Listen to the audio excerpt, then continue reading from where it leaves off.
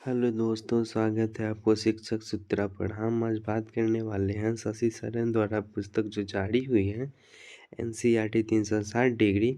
तो हम आपको इसमें एक एक चैप्टर को, जैसे कि इसमें 6th का भी है, 7th का भी है, 8th का भी है, 9th और 10th और 12th का भी देखने को मिलेगा।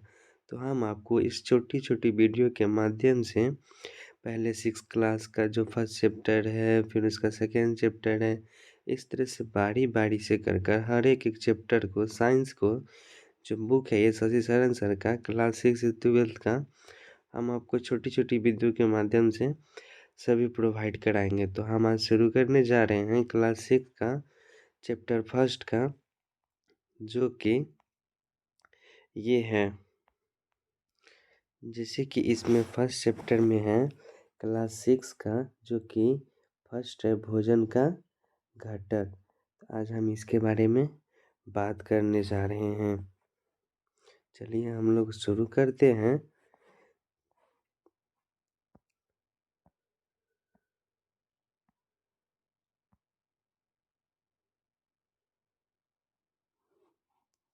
जैसे क्वेश्चन नंबर 1 कह रही है कि एक है कि भोजन का व्यंजन जो कच्चा सामग्री से मिलकर बनता है, ये डैश से प्राप्त होता है। तो ऑप्शन है पादप से, जंतु से, उपरोक्त में से कौन सा कथन सही है। तो इसका आंसर हो जाएगा सी, यानी कि 1 और 2 दोनों, पादपों से और जंतुओं से। और जो मेन जो इनका पुस्तक जारी हुई है, जिनके लिए इनका बुक जाना जाता है, जो NCERT इनका कहने का मतलब है, जिस तरह से आपको हर एक ऐसे प्रश्न के बाद ये देखने को मिलता है, जैसे कि ये क्वेश्चन कहाँ से है, तो ये क्लास 6 का चैप्टर नंबर 1 है, जो पेज नंबर 1 और 2 से लिया गया है। तो ये क्वेश्चन आपको मतलब NCERT की लाइन से कहाँ से मिलती है, तो हम आपको इसमें हर एक लाइन को पढ़ पढ़ के बताएंगे। तो जैसे कि देखते हैं कि हम जानते हैं कि प्रत्येक व्यंजन एक या एक से अधिक प्रकार की कच्ची सामग्रियों से बना होता है, जो हमें पादपों या जंतुओं से मिलते हैं। इस कच्ची सामग्री के संघटक क्या हैं? इस कच्ची सामग्री में हमारे शरीर के लिए कुछ आवश्यक घटक होते हैं। इन घटकों को हम पोषक कहते हैं। हमारे भोजन में मुख्य पोषक कार्बोहाइड्रेट, वसा, प्रोटीन, विटामिन तथा खनिज लवण है। इसके अतिरिक्त हमारे शरीर में भोजन में रुक्षांशों तथा जल भी शामिल है, जिनके हमारे शरीर को आवश्यकता है। तो ये क्वेश्चन देखिए, जैसे कि यही था, पादपों एवं जंतुओं से लिया गया था। आइए हम नेक्स्ट क्वेश्चन की बात करें। तो नेक्स्ट क्वेश्चन कर रही है, हमारे भोजन में मुख्य पोषक पदार्थ इनमें से कौन सा है। तो जैसे ऑप्शन है कार्बोहाइड्रेट है, प्रोटीन है, वसा है, तो इनमें से सभी। तो इसका ऑप्शन हो जाएगी इनमें से सभी। अब आइए हम लोग NCERT की लाइन पढ़ते हैं। NCERT लाइन कह रही है, कच्चे सामग्री से हमारे शरीर के लिए कुछ आवश्यक घटक होते हैं। इन घटकों को पोषक कहते हैं।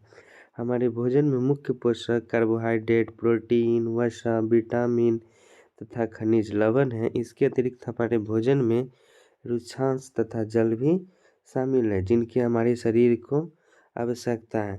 नेक्स्ट क्वेश्चन की हम बात करें, तो नेक्स्ट क्वेश्चन कह रही है, हमारे भोजन में मुख्य पोषक पदार्थ निम्न में से कौन सा है। तो ऑप्शन ए है कार्बोहाइड्रेट, सेकेंड है प्रोटीन, थर्ड ऑप्शन है वसा। तो इसमें ऑप्शन हो जाएगा बी, 1 और 2। अब हम NCERT की लाइन पढ़ते हैं जो दी गई है, जैसे कि कच्ची सामग्री से हमारे शरीर के लिए कुछ आवश्यक घटक होते हैं।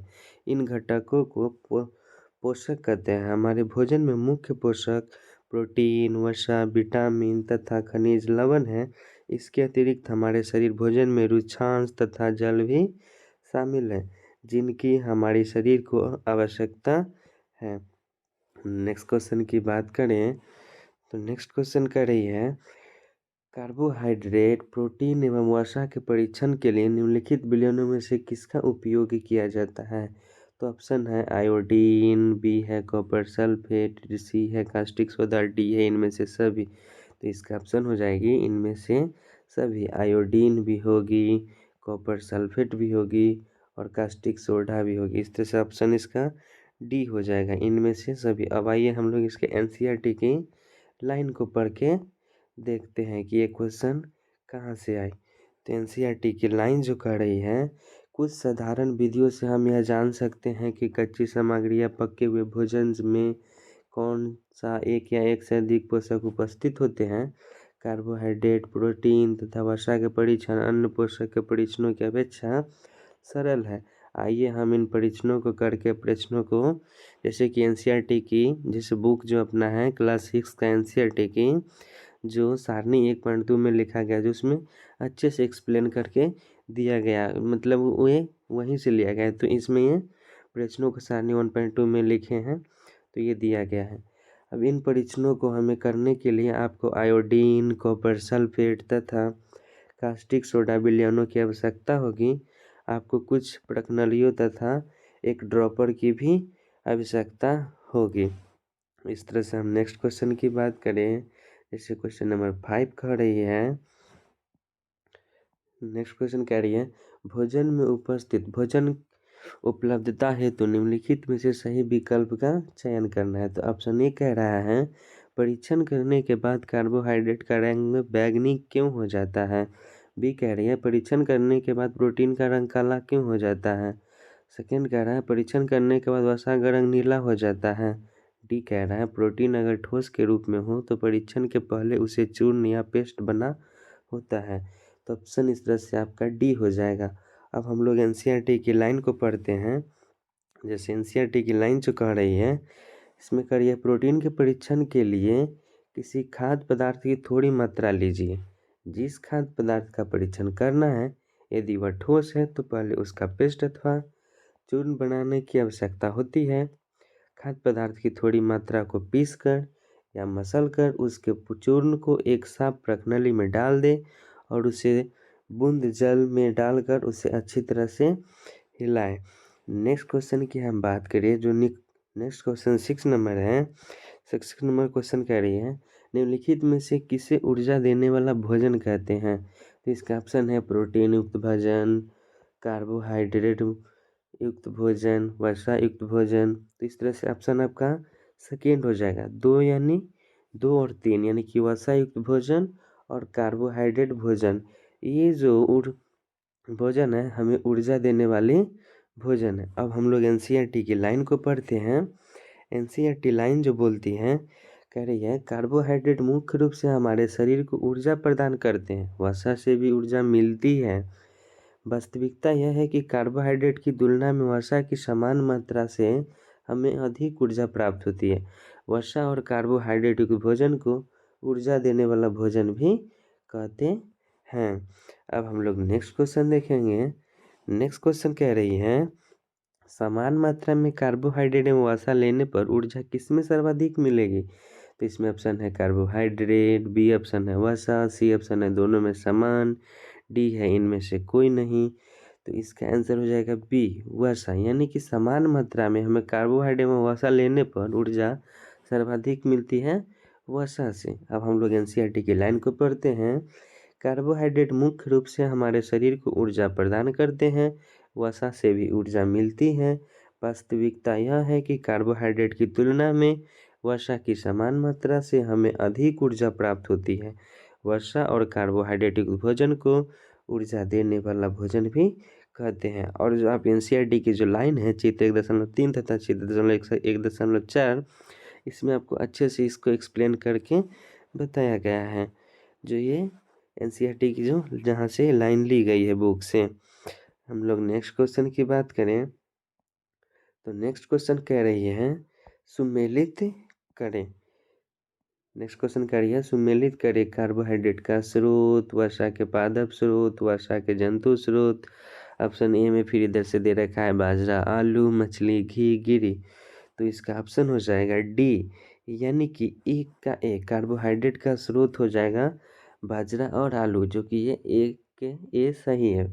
फिर सेकेंड का 2 का सी, यानी कि वसा के पादप स्रोत, यानी कि इसका गिरी हो जाएगा। वसा के जो पादप स्रोत होगी वो हमें गिरी से प्राप्त होगी। फिर थर्ड का जो है बी, यानी कि वसा के जंतु स्रोत, यानी कि मछली का घी।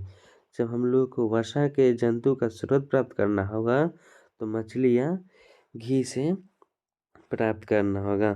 अब हम लोग इसको एनसीईआरटी की लाइन को पढ़ेंगे। देखिए जो एनसीईआरटी की लाइन जो ये फिगर ली गई है और बताई गई है, तो इसका तो एक्सप्लेन नहीं दे रखा है, बट इसमें कैसे गिरी, किससे प्राप्त होता है, फिर इस तरह से कह रहा था कार्बोहाइड्रेट वसा के पादप स्रोत, तो ये सब इसमें बता दिया गया है। नेक्स्ट क्वेश्चन की बात करें, क्वेश्चन नंबर 9 कह रही है, क्वेश्चन नंबर 9 करिए, निम्नलिखित में से कौन सा कथन सत्य है? कौन सा कथन सत्य है? तो ऑप्शन ए कह रहा है प्रोटीन रोगों से हमारे शरीर को रक्षा करते हैं, विटामिन की आवश्यकता शरीर की वृद्धि के लिए आवश्यक है। सी कह रहा है वसायुक्त भोजन को प्रायः शरीर वर्धक भोजन भी कहते हैं। ऑप्शन डी कह रही है हमारे शरीर को सभी प्रकार के विटामिनों की अल्प मात्रा में आवश्यकता होती है। तो यही हमारा ऑप्शन जो डी दे रहा है, यही हमारा सही हो जाएगी। जो निम्नलिखित में से कौन सा कथन सत्य है? तो डी ऑप्शन सही है, जो कह रहा है हमारे शरीर को सभी प्रकार के विटामिनों की अल्प मात्रा में आवश्यकता होती है। अब हम लोग इसको एनसीईआरटी की लाइन को पढ़ते हैं। एनसीईआरटी लाइन कह रही है,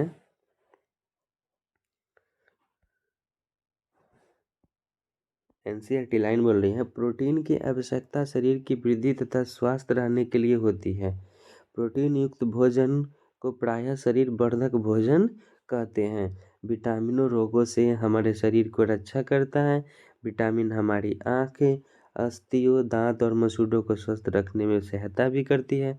विटामिन कई प्रकार के होते हैं जिन्हें अलग अलग नामों से जाना जाता है। इनमें से कुछ को vitamin A, vitamin B, vitamin C, vitamin D, vitamin E तथा विटामिन के नाम से जाना जाता है। विटामिनों के एक समूह को विटामिन बी कॉम्प्लेक्स कहते हैं।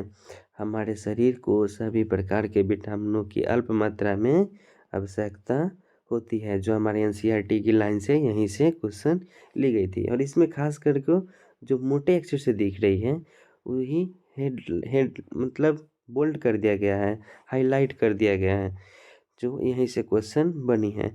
नेक्स्ट क्वेश्चन की बात करें, हमारी आँखों एवं त्वचा को कौन सा विटामिन स्वस्थ रखता है?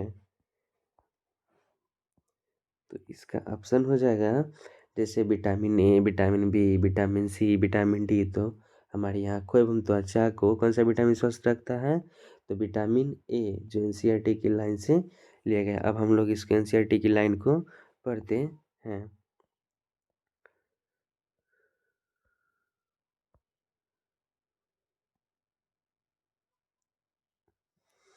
एनसीईआरटी की जो लाइन कर रही है, विटामिन ए हमारी त्वचा तथा आँखों को स्वस्थ रखता है। विटामिन सी बहुत से रोगों से लड़ने में हमारी मदद करता है। विटामिन डी हमारी अस्थियों और दांतों के लिए कैल्शियम का उपयोग करने में हमारे शरीर की सहायता करता है।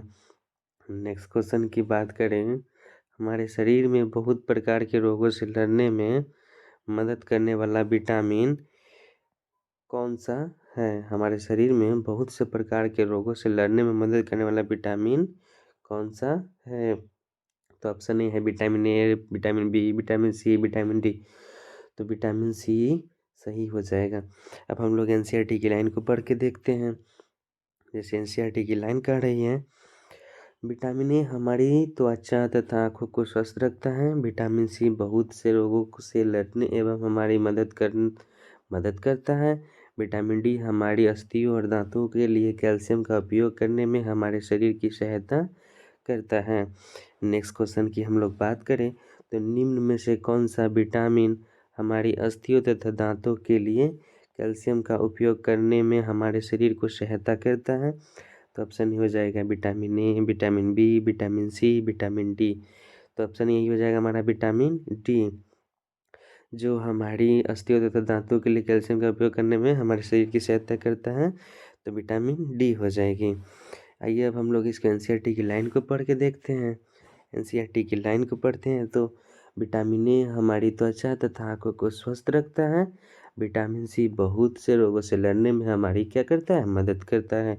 विटामिन डी हमारी अस्थियों और दांतों के लिए कैल्शियम का उपयोग करने में हमारे शरीर की सहायता करता है। नेक्स्ट क्वेश्चन की हम लोग बात करें, तो नेक्स्ट क्वेश्चन है सुमेलित करें।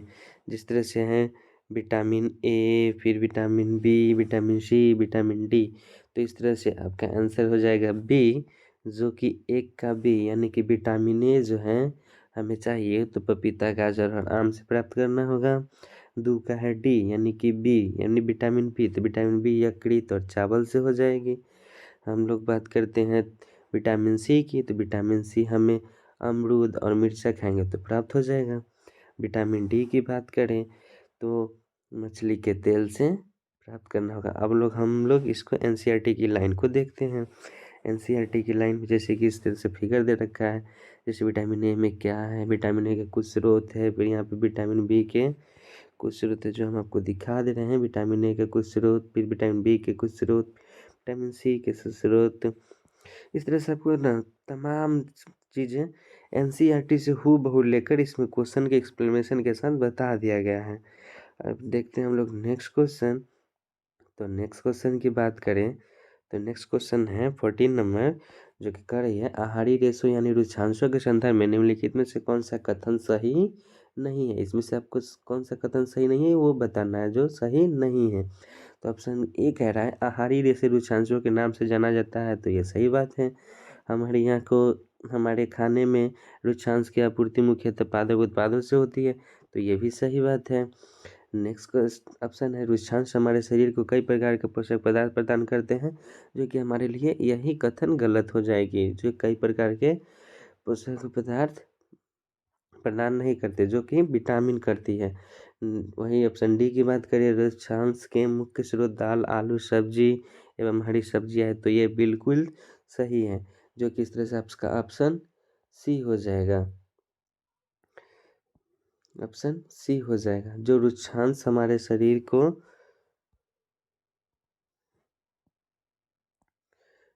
वही ऑप्शन इसमें हमारा सी हो जाएगा। रुक्षांश हमारे शरीर के कई प्रकार के पोषक पदार्थ प्रदान करते हैं, जो कि यही कथन मेरा गलत है। अब हम लोग इसको एनसीईआरटी की लाइन को देखते हैं। तो एनसीईआरटी लाइन कह रही है एनसीईआरटी लाइन कह रही है पोषक के अलावा हमारे शरीर को आहारी रेशों तथा जल की भी आवश्यकता होती है। आहारी रेशों से रुक्षांश के नाम से भी जाने जाते हैं। हमारे खाने में रुक्षांश की पूर्ति भी होती है, मुख्यतः पादप उत्पादों से होती है। रुक्षांश के मुख्य स्रोत साबुत खाद्यान्न, दाल, आलू, ताजे फल और सब्जियां हैं।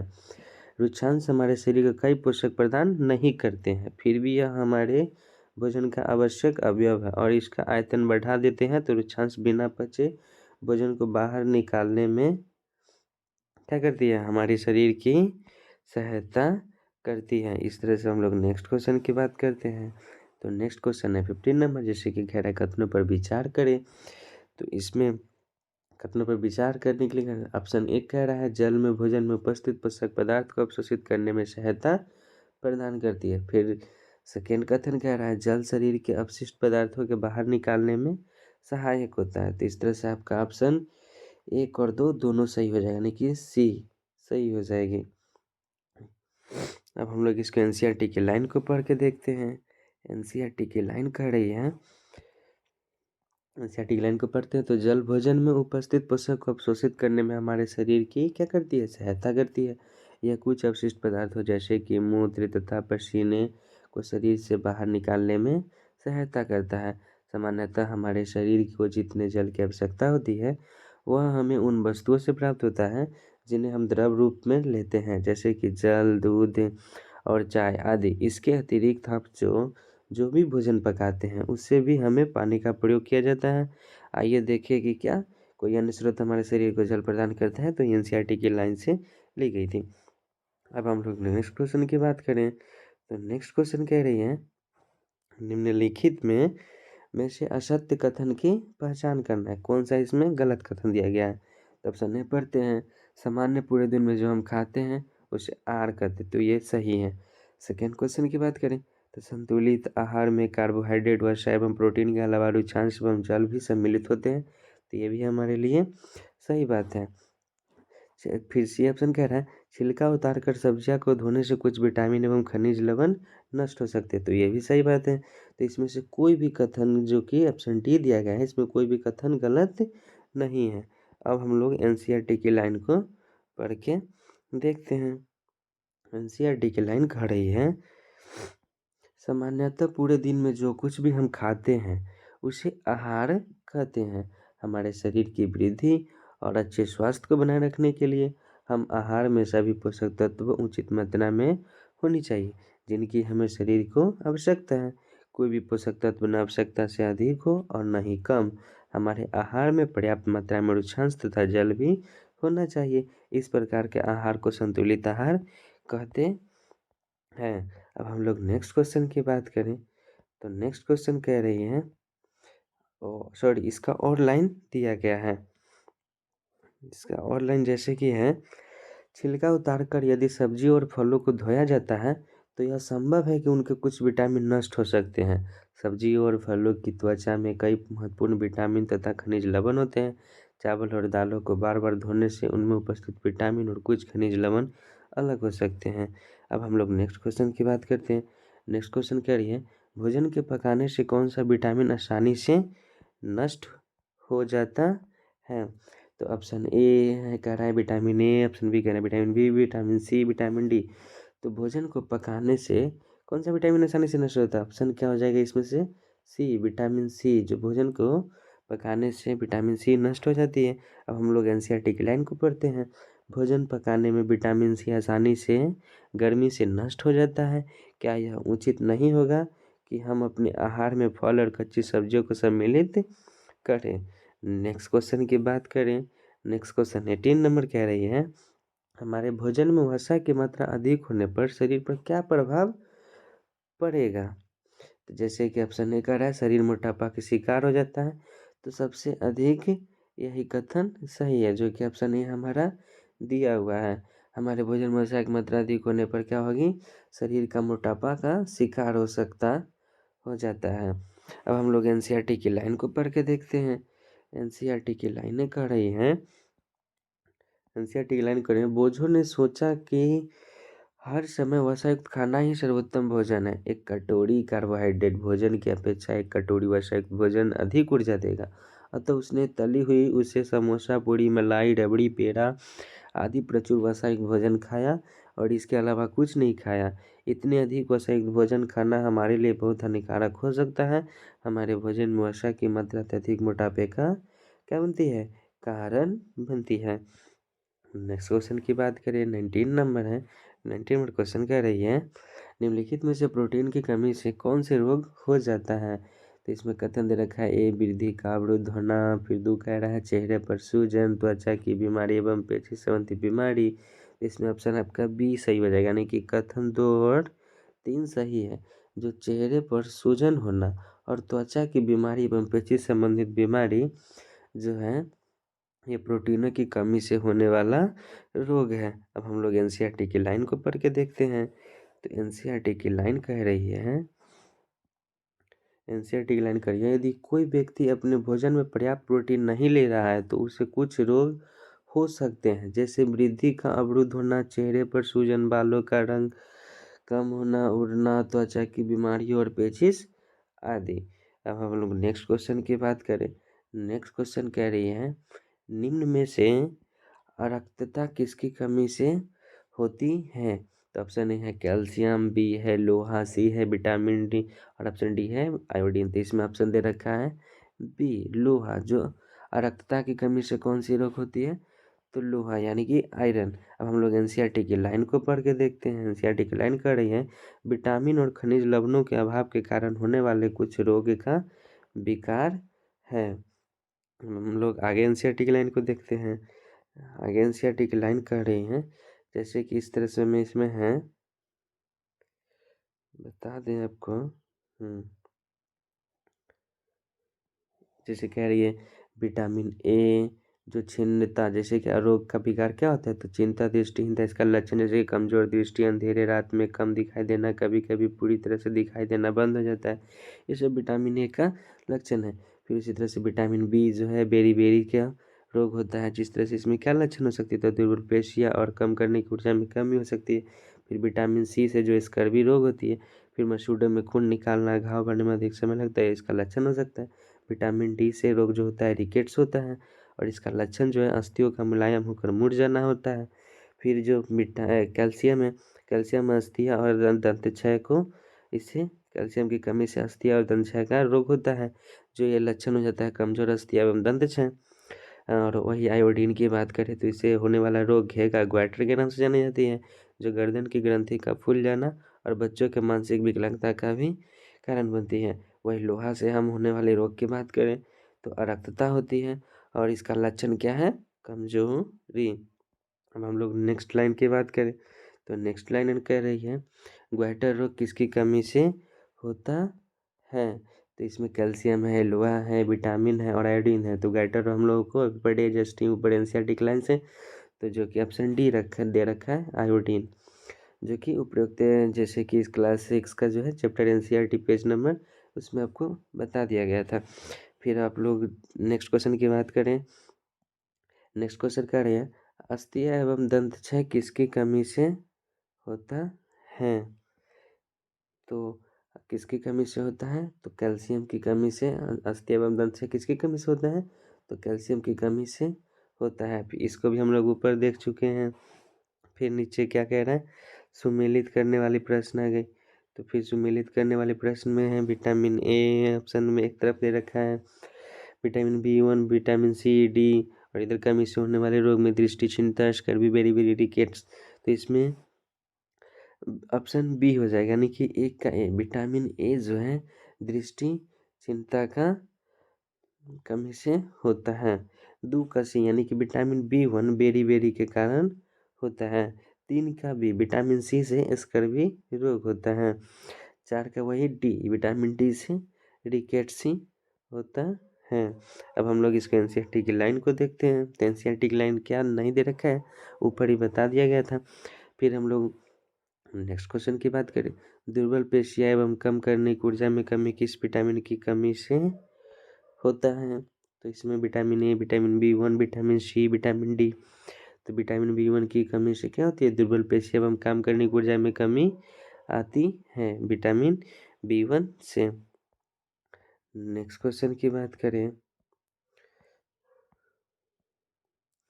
सॉरी, नेक्स्ट क्वेश्चन अब तो सेकेंड चैप्टर है, तो हम आपको अभी फ़िलहाल फर्स्ट चैप्टर यानी कि एक चैप्टर करके सारी जानकारी प्राप्त कराएंगे। और ये हमारी वीडियो आपके लिए कैसा हेल्पफुल लग रहा है? अगर अच्छा लग रहा होगा तो लाइक सब्सक्राइब कर दें और वीडियो को ज़्यादा से ज़्यादा शेयर करें और वीडियो को पसंद करें और इस तरह से हमारे चैनल को सब्सक्राइब भी कर लें, ताकि हम आपको अब वीडियो के माध्यम से एक छोटी चैप्टरों की इसी तरह से एनसीईआरटी की लाइन को शशि शरण के बुक से लाएंगे और आप लोगों के लिए प्रोवाइड कराएंगे। तो इस तरह से कैसी लगी जानकारी? अगर अच्छी लगी हो तो लाइक सब्सक्राइब कर दीजिएगा। जय हिंद, जय भारत।